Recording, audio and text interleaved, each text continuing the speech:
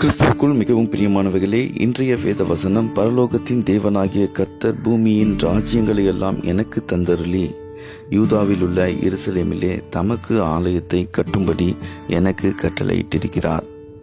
ஆம், எனக்கு அன்பானவர்களே, நம்முடைய தேவன் சொல் தவறாதவர், தாம் சொன்னதை நிறைவேற்றுகிறவர்.